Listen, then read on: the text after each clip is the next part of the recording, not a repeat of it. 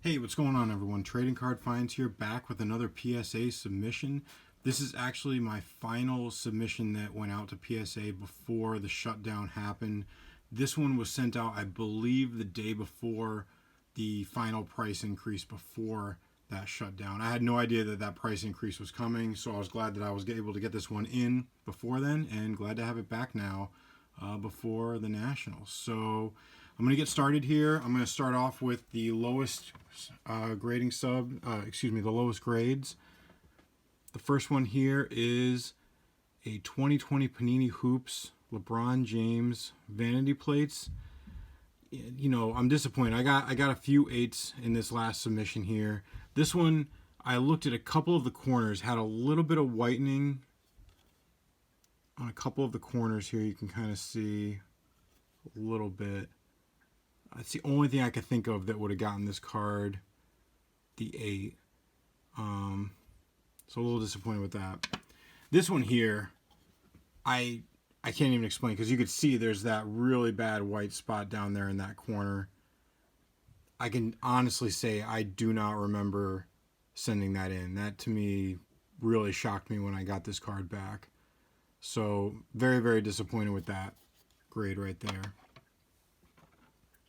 And my last 8 that I got here is a Hoops Premium stock Luka Doncic hollow. They got an 8. I bought one box of Hoops Premium, and I do like it. I've got a few others here that I submitted. But before I get to that, this is another learning experience here for me in this sub. I usually do not submit prospects in submissions, or people who haven't really proven themselves quite yet.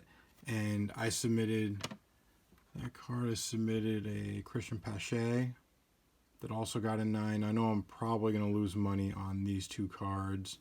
And the last one that I submitted that's a little bit more of a prospect is Ryan Mountcastle that did get the 10. So this whole process in the first few submissions that I did has been a really interesting learning experience. It's definitely changed my opinion overall about grading. Here's another Hoops Premium stock, Zion Williamson, class of 2019, got a 9. This one here, I was really hoping for the 10. I could see that spot right there on the card. Yeah, it got a 9. I'm going to keep this one. You know, it was just cool to be able to open this one, send it in. Even though it got a 9, I'm a little disappointed, but still a really cool card. This one here was a really big learning experience for me. I bought this card at a show. In hindsight, I overspent on it. I looked it over really closely at the show before submitting it. The only thing that I could see on this card that I couldn't even see until I put it under a light magnifier was some print lines on the back. And I emailed several people who do a lot of grading. They said if you could barely see the print lines, it shouldn't be an issue. And I got to be honest, outside of those print lines on the back, I don't know what got me on this card between a 9 and a 10. It's a great, great condition card. I'm going to hold on to it. This one's...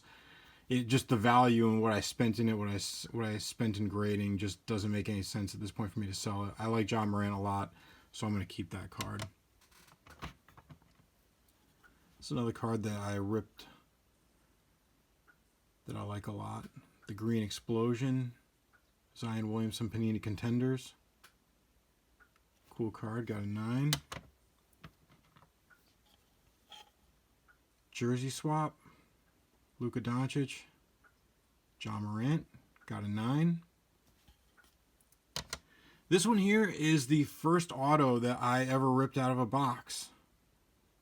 So, you know, with the price being $15, I said, you know what? Just being my first auto, I'm going to send it in and get it graded. I wish the prices were still the same, because I have a few more that I just like to send in just for my own personal collection, just for fun. But until it comes down from 50 a card, and probably even below 30, that's probably not going to happen. So these next 4 I actually got out of one blaster box. And the first one that I opened was this Justin Herbert card from Illusions that I was really pumped when I opened it. And then after that, I also got a Joe Burrow. I love Illusions. It's one of my favorite sets to rip. I know it's not everybody's favorite, but I personally do like it. I also ripped a Tua rookie out of that same box. And lastly, I got Justin Herbert with the 10.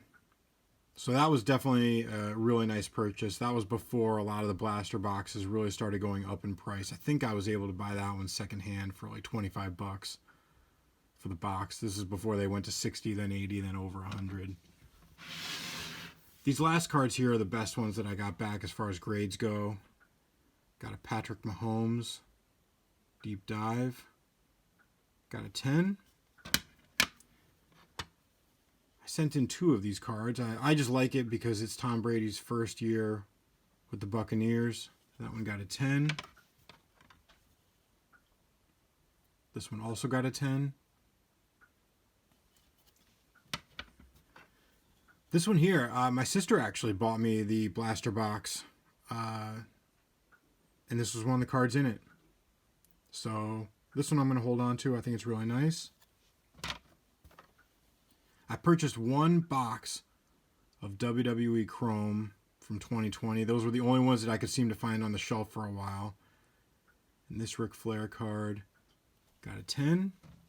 And lastly, one of my favorite cards in the submission, I bought this from an LCS for $10. Definitely going to keep this one. Bobby Witt Jr. I'm a big fan of the Mega Box cards. So there you have it. My latest submission. Would love to know your thoughts on it. You can give me a follow on Instagram at Trading Card Finds. Any of my cards that I put up for sale, I put up on My Slabs Trading Card Finds or on eBay. My seller name is Suns932. Thanks again for checking me out. Bye.